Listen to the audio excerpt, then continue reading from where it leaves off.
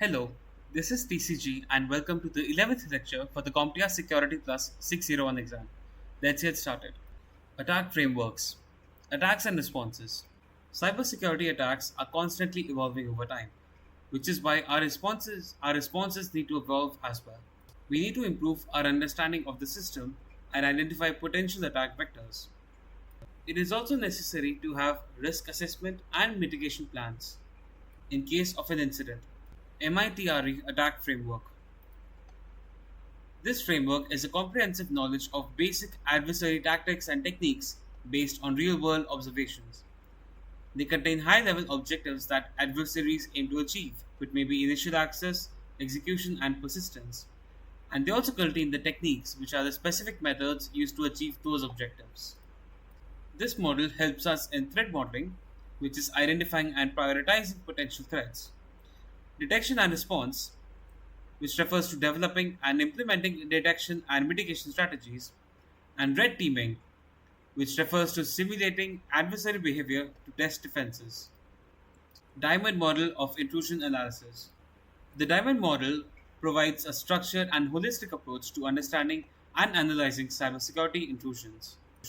It has four corners or four entities: the adversary, which is the entity responsible for the intrusion, the infrastructure, which refer to the tools and systems used by the adversary, capability, which refers to the skills and techniques used by the adversary, and the victim, which is the target of the intrusion. Here are the relationships of the four with each other. Adversary victim. It talks about why the attacker selected this target and the attacker's motivations and objectives. Adversary infrastructure talks about how the attacker establishes and maintains its cyber operations. Victim infrastructure talks about the attacker's use of various channels, methods, and vectors against the target. And victim capability specifies tactics and attack signatures used to attack the target. Cyber kill chain. The cyber kill chain is a model developed by Lockheed Martin that outlines the phases of a cyber attack from reconnaissance to exfiltration. It was initially used by the US military and now is used by organizations worldwide. Here are the 7 phases of cyber kill chain. Reconnaissance. Reconnaissance refers to gathering information about the target. Weaponization. Weaponization creates a deliverable payload. Delivery. Delivery refers to transferring the payload to the target. Exploitation.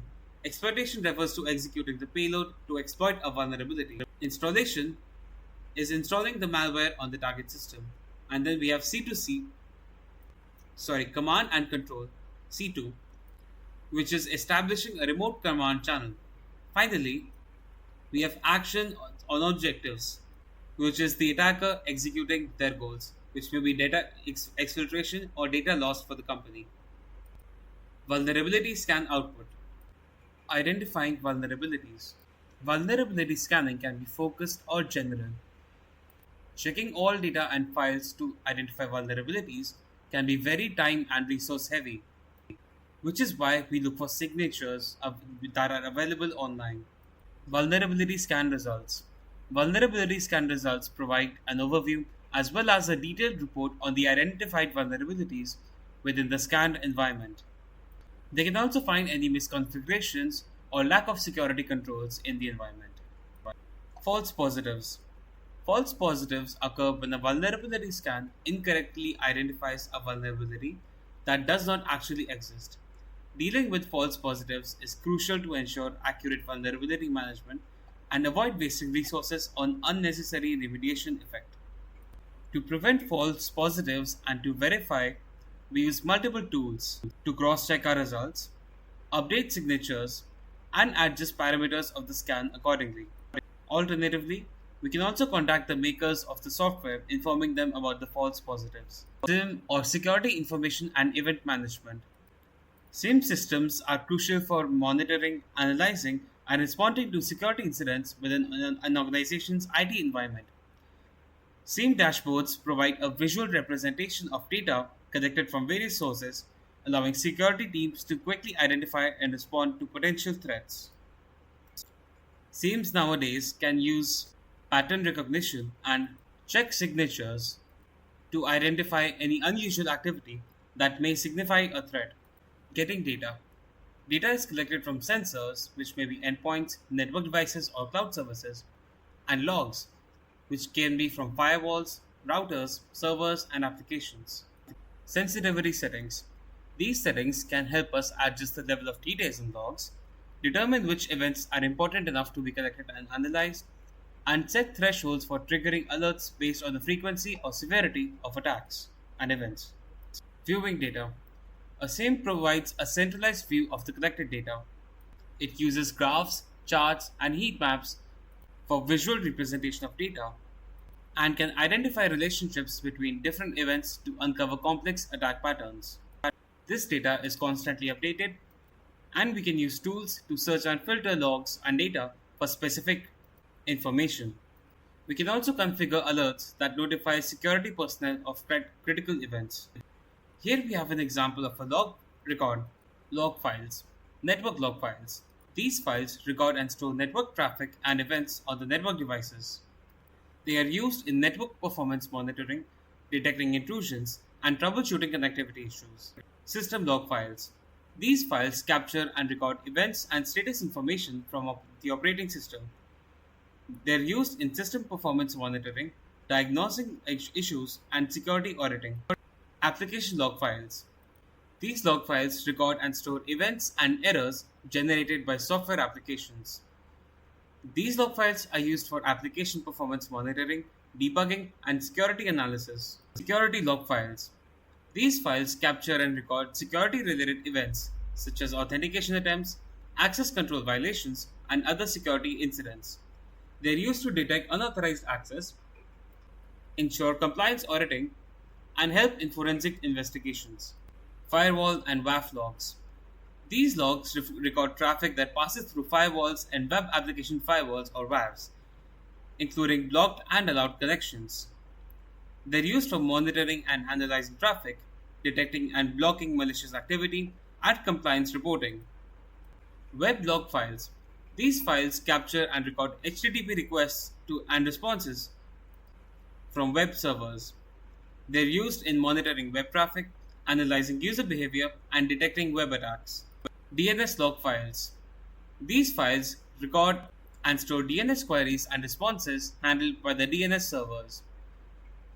They allow us to troubleshoot DNS issues, detect malicious domain queries, and monitor the DNS traffic. Authentication log files. These log files capture login attempts, both successful and unsuccessful. They also detect brute force attacks, monitor user logins, and help in compliance auditing. Dump files. Dump files contain a snapshot of the memory or state of a system at a specific point, often when a crash or error occurs. These dump files can help us in debugging system crashes, analyzing memory state due to errors, and help in forensic analysis. Voice over IP and call manager logs. These logs record events related to voice over IP communication and call management. They monitor the call quality, troubleshoot call failures, and help in security analysis. Log management. Syslog. Syslog is a standard procedure used for message logging. It allows devices such as computers, routers, and firewalls to send event messages to a centralized log server. It has two components: the syslog daemon, which receives and processes log messages, and the syslog client that sends log messages to the syslog daemon. Syslog daemon options. Rocket-fast syslog offers high performance and scalability and is suitable for environments that require rapid log processing. Syslog NG has advanced filtering and classification capabilities. It offers encryption and compression for secure log transmission as well. NXLog works cross-platform and is capable of processing logs in various formats and supports real-time log processing and correlation. rsyslog is highly configurable and scalable and supports various input-output modules. Journal-CTL. Journal-CTL is a CLI utility used for querying and displaying logs from the systemd journal. It allows us to filter logs by time, service, and other criteria, and offers persistent log storage. Bandwidth monitor. The bandwidth monitor allows us to analyze network bandwidth usage within the network. It allows us to keep an eye out for suspicious activity by telling us if there is any application that is overusing the network bandwidth. Metadata. Metadata provides additional context about the log data, helping in its interpretability and analysis.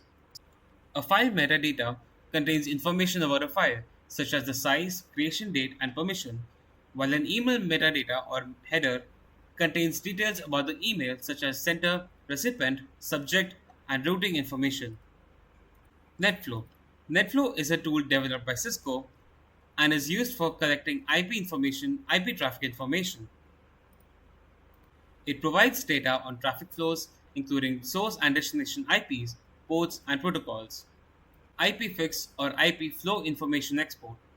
IPFix is a tool similar to NetFlow that summarizes data packets from network to track IP actions that take place. It allows for custom templates to export additional data fields. SFlow or Sample Flow. Sample Flow collects traffic statistics by sampling packets and analyzing the traffic statistics. SFlow works well for high-speed networks. Protocol Analyzer. A protocol analyzer is a tool that captures and analyzes network traffic to understand the protocols in use and the data being transmitted. It captures digital data on the communication channel that two or more devices use to communicate with each other and convert the digital data bits into an information protocol sequence. It also solves complex application issues. Endpoint Security Configuration.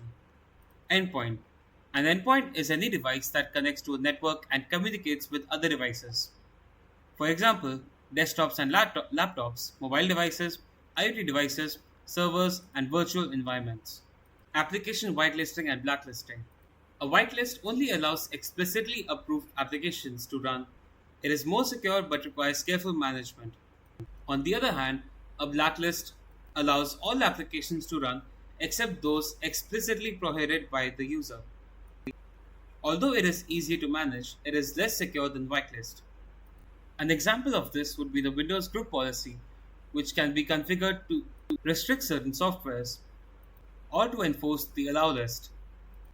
Antivirus or endpoint protection software nowadays allows for the configuration of deny lists. Blacklists and whitelists may depend on factors such as application hash, certificate or signature, path or network zone, and more such factors. Security configurations. Firewall rules. Firewalls control traffic between networks and protect individual devices based on predetermined security rules. It may allow or disallow applications from gaining access to the internet according to the rules. Mobile Device Management or MDM. MDM allows for remote management of mobile devices and makes policy enforcement easier. It can work everywhere, anywhere, at any point in time. Data Loss Prevention or DLP. DLP solutions prevent sensitive data from being lost or leaked by unauthorized users. It can be implemented to monitor and control data in motion, at rest, and in use. It can define rules to block or alert unauthorized data transfers, and it can be used to enforce policies, content or URL filtering. This security configuration controls access to the web based on predefined policies. They also block malicious and other harmful activity from the internet or other networks. Isolation. Isolation is the process of segregating compromised networks or systems to prevent the spread of malware attacks. It can be done via network quarantine and virtual machines. Containment. Containment refers to restricting a threat to a specific area to prevent its spread. Organizations may use VLANs to separate and isolate the segments and employ endpoint containment. Segmentation of the network. Segmentation of the network refers to dividing the network into smaller, isolated segments to improve security. This can be done via VLANs, subnets, and ACLs. Security Orchestration, Automation and Response, or SOAR. SOAR integrates security tools and processes to automate threat detection, response, and remediation. It defines automated responses action for a specific type of incidents. A SOAR can be connected with the same endpoint protection and other security tools to enhance its security. It can also be used to automate repetitive tasks and incident response workflows. Digital forensics. Legal hold. Legal hold refers to when relevant information is preserved due to litigation or due to compliance. This information is stored in the form of electronically stored information or ESI in a different branch of the network. Video capture. Video capturing provides visual documentation of events unrelated to software or actions as they occur. These videos must be stored securely for forensic analysis. Admissibility.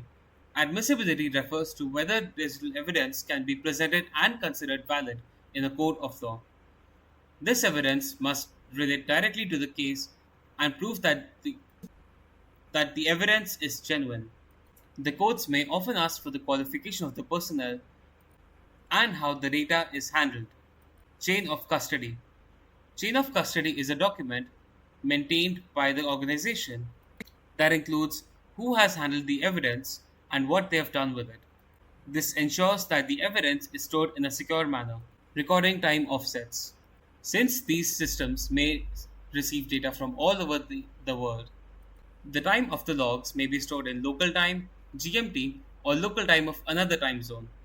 To prevent this, we use NTP or Network Time Protocol to synchronize system clocks or use a unified timeline.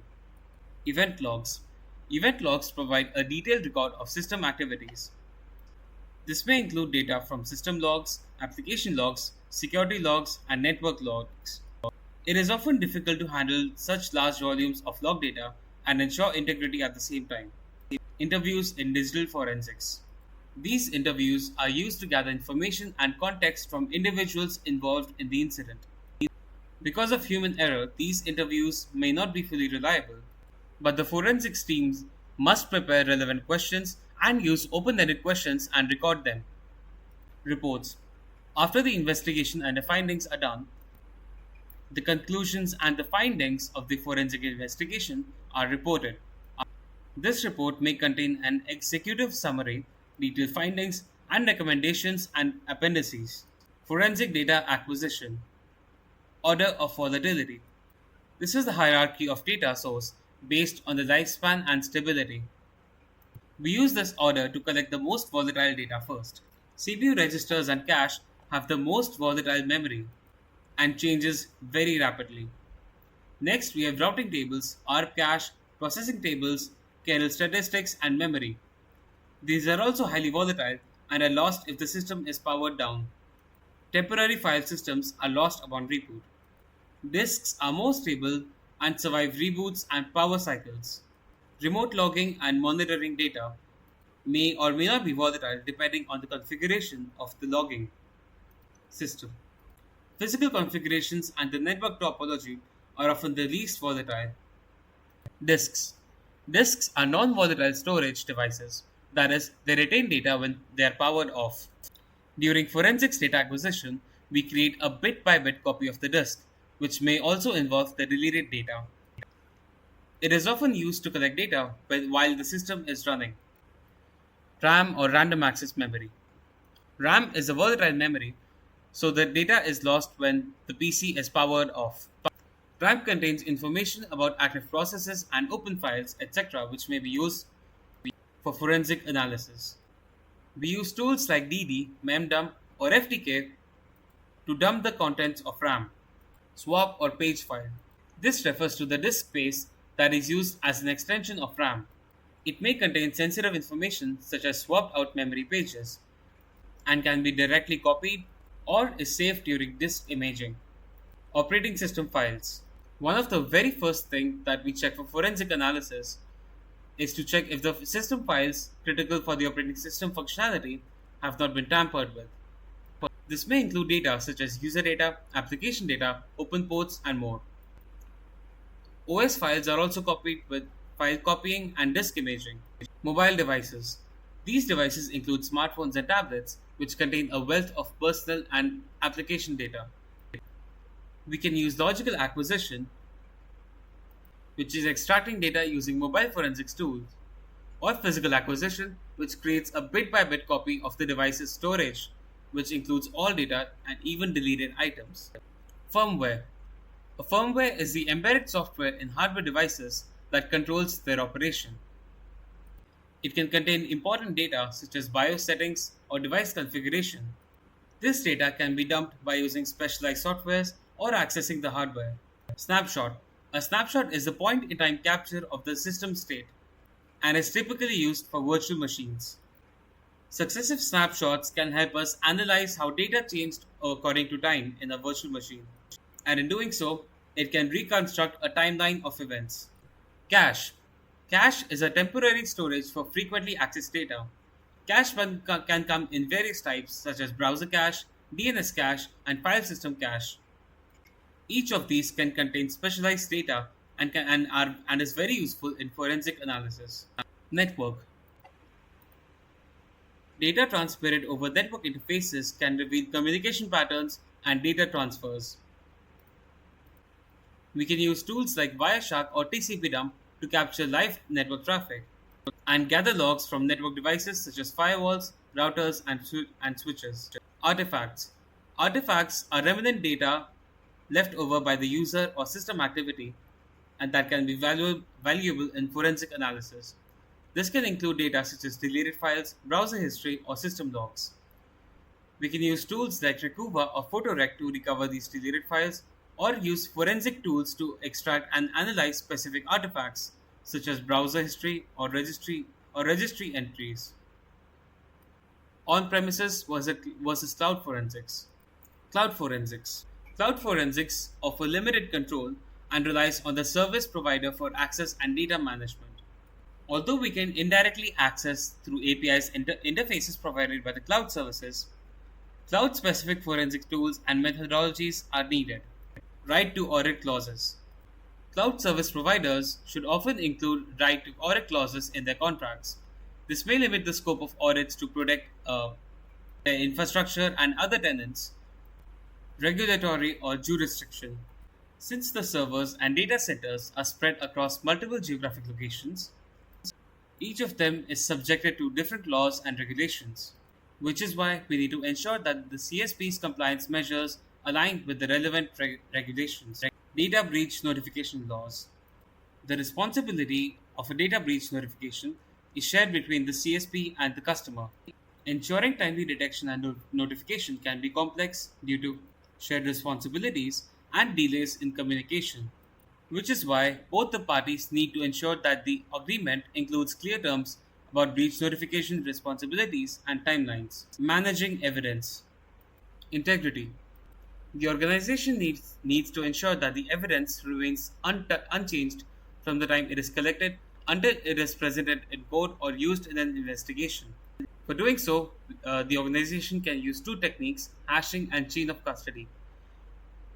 In hashing, we can calculate the cryptographic hash values of evidence at the time of collection and throughout the investigation to verify that the data has not been altered.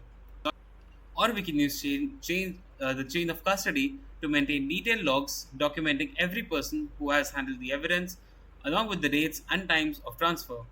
Preservation. Preservation refers to protecting evidence from damage, alteration, or loss.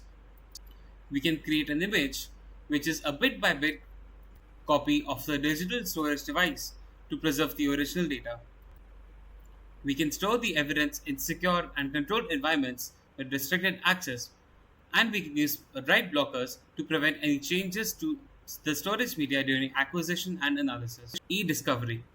It includes identifying, collecting, and producing ESI in response to a legal request or investigation. We use forensic tools to collect relevant ESI while maintaining data security. The relevant data is to be filtered and prepared for review, which often involves deduplication and indexing. The data is to be provided. Data recovery. Data recovery is the process of retrieving lost, deleted, or corrupted data from storage devices. This allows organizations and analysts to repair damaged storage devices or extract data directly from storage media components, which often requires specialized equipment and clean room environments. The data is to be recovered in a way that preserves its integrity and admissibility, often using specialized forensic tools and techniques to ensure that no data alteration occurs. Non-reparation. Non-repudiation is a process of ensuring that evidence cannot be denied or disrupted. This involves providing the proof of the origin and integrity of the data, and the data can be encrypted or signed with message authentication code and digital signatures. Strategic intelligence or counterintelligence.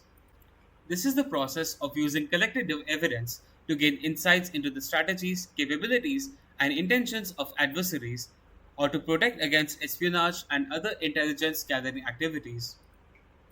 This involves threat analysis, threat identification, countermeasures, and attribution. Security control. Control categories. Managerial control refers to the administrative actions and policies that establish the framework for managing the security of an organization's information assets. Operation controls are controls implemented and executed by people to ensure the proper operation of security policies and procedures. Technical controls are security controls implemented throughout the technology designed to protect information systems and data. Types of control. Preventive controls can include antiviruses, passwords, biometrics, and awareness training. Detective controls include long monitoring, IDS, and audit trails. Corrective controls include patches, backups, and restoring, incident response, and intrusion prevention systems. Deterrent controls include security policies and procedures, legal sanctions, and warning signs. Lastly, the compensating controls include multi-factor authentication, manual procedures, and isolation. Security regulations and standards. Compliance. Compliance refers to a set of regulations or standards that govern how an organization handles sensitive data. Non-compliance can lead in large legal penalties and fines. Compliance also helps build and maintain trust with customers and stakeholders. GDPR or General Data Protection Regulation. It is a regulation enacted by the European Union and it applies to any information relating to an identified or identifiable natural person. Customers can request access to their personal data and obtain information about how it is being processed, ask for correction of inaccurate personal data, and deletion of their personal data under certain conditions. They can also request limitations on the processing of their data.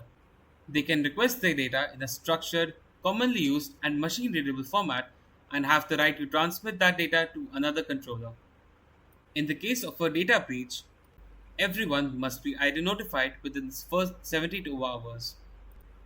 PCI DSS or Payment Card Industry Data Security Standard.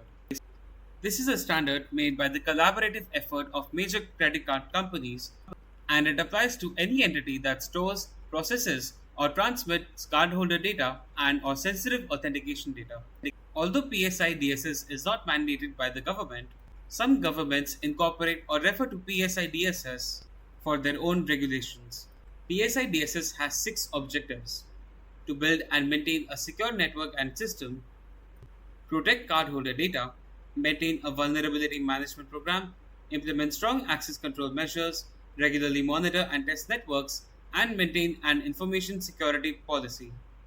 Security frameworks. Security frameworks provide structured guidelines for organizations to manage and improve their security posture. CIS Critical Security Controls or CIS CSC. It is a security framework developed by the Center for Internet Services or CIS. It is divided into basic, foundational, and organizational controls. It has 20 critical key actions and allows organizations to implement controls based on their specific needs. It is made for easy implementation. NIST Risk Management Framework or NIST RMF.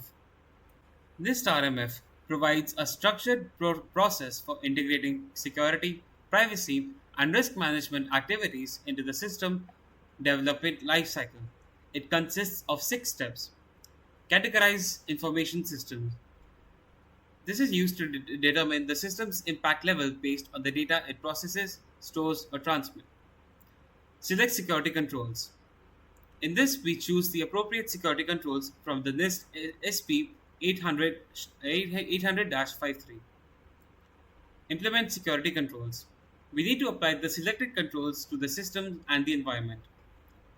Assess security controls. We need to evaluate the effectiveness of the controls. Authorized information systems. In this, a senior officer reviews the security controls and make a risk-based decision to authorize the system. Finally, monitor security controls. In this, we continuously monitor the controls to ensure that they remain effective. NIST Cybersecurity Framework or NIST CSF. NIST CSF is a voluntary framework that provides guidelines for managing cybersecurity risks. The core components of this CSF are Framework Core. This is a set of cybersecurity activities, outcomes, and information references. Next, we have the Framework Implementation Tiers.